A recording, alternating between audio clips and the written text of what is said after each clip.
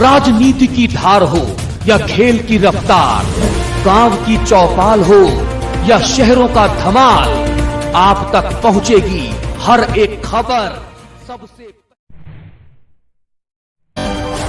विश्व पर्यावरण दिवस के अवसर पर बोले पीएम मोदी, कहा बड़े पैमाने पर पर्यावरण पर ध्यान केंद्रित कर रहा भारत। अमेरिका में प्रवासी भारतीयों को राहुल गांधी का संबोधन, कहा भारत में डर का माहौल। हरियाणा में 18 जून को अमित शाह की बड़ी रैली, मिशन 2024 के लिए माहौल तैयार कर रही बीजेपी। राजस्थान में केशव प्रसाद मौर्य की रैली में लगे गहलोत जिंदाबाद के नारे, कार्यक्रम छोड़कर चलते बने UP deputy CM. CM Kejriwal का दावा, कहा दिल्ली के प्रदूषण में आई 30% की कमी, आगे का भी बताया प्लान। रेल हादसे को लेकर ममता बनर्जी ने सीबीआई जांच पर उठाया सवाल, बोली आंकड़ों को छुपा रही सरकार कल जाएगी ओडिशा। बाबा बागेश्वर करेंगे पॉलिटिक्स में एंट्री, बीजेपी में हो सकते हैं शामिल। पहलवानों और अमित शाह की मुलाकात के बाद कपिल सिब्बल का तंज, कहा नहीं होगी कोई गिरफ्तारी। सपा नेता शिवपाल यादव ने योगी सरकार पर साधा निशाना, कहा लोकतंत्र को खत्म करना चाहती है बीजेपी।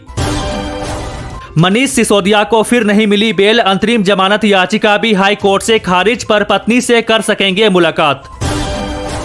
ईडी की छापेमारी पर पीएम मोदी पर भड़के सीएम गहलोत, बोले चुनाव जीतने के लिए ये हरकत।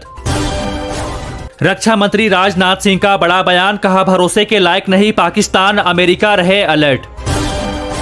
बीजेपी अध्यक्ष जेपी नड्डा ने राहुल गांधी पर साधा निशाना, कहा वो मोहब्बत की दुकान नहीं, नफरत का mega shopping mall. Akhilesh Yadav का बड़ा बयान, कहा बेरोजगारी और महंगाई चरम पर, लेकिन बीजेपी को यह सब नहीं दिखता।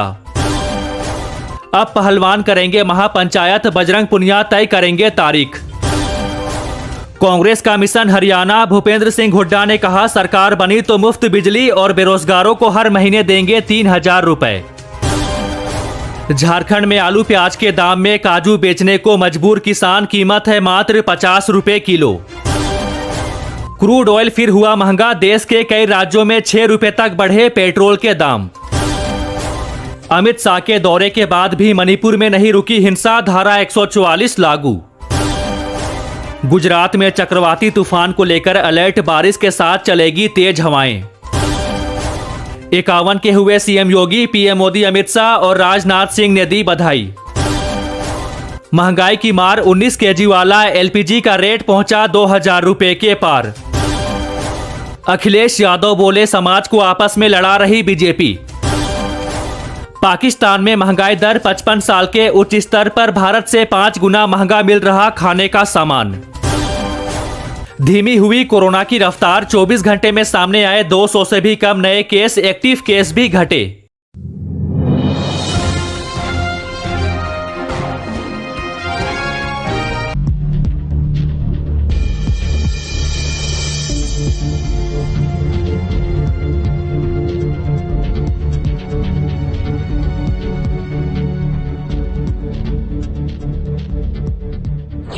ट्रेनों की टक्कर, 275 यात्रियों की मौत। ओडिशा के बालासोर में देश ने जो कुछ भी देखा वो भारतीय रेल के इतिहास में सबसे भयावह हादसों में से एक था। इस हादसे के बाद ट्रेन फिर से पटरी पर लौट तो आई है, लेकिन अब भी बड़े और गंभीर सवाल हैं जिनका जवाब ढूंढा जाना बाकी है, और इसके लिए रेलवे पुलिस और सीबीआई एक्शन में आ गई है। रेलवे पुलिस ने दर्ज की एफआईआर।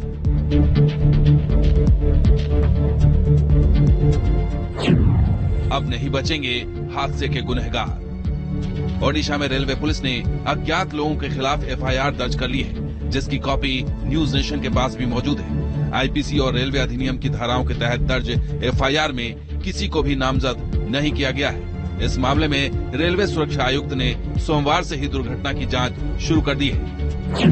सीबीआई आज से करेगी जांच। एक तरफ रेलवे पुलिस ने जांच शुरू कर दी है तो दूसरी तरफ सीबीआई भी एक्शन में आ गई है। उम्मीद है कि सीबीआई आज से इस मामले की जांच शुरू कर देगी। ये जांच सीबीआई के दिल्ली स्थित मुख्यालय की स्पेशल क्राइम यूनिट द्वारा किए जाने की संभावना है। ऐसा इसलिए किया जा रहा है क्योंकि सिग्नलिंग सिस्टम में जानबूझकर छेड़छाड़ करने के संकेत मिल रहे हैं।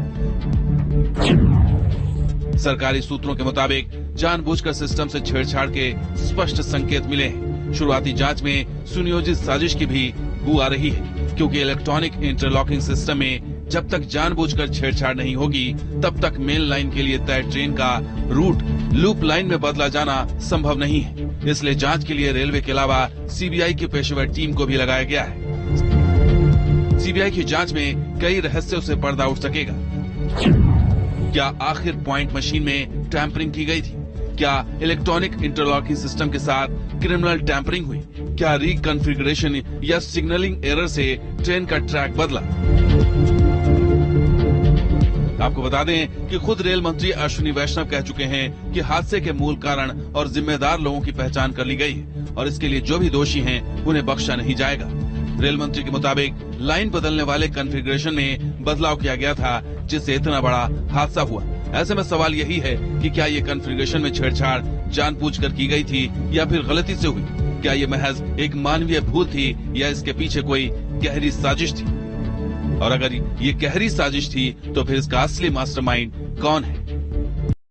राजनीति की धार हो या खेल की रफ्तार, गांव की चौपाल हो या शहरों का धमाल, आप तक पहुंचेगी हर एक खबर सबसे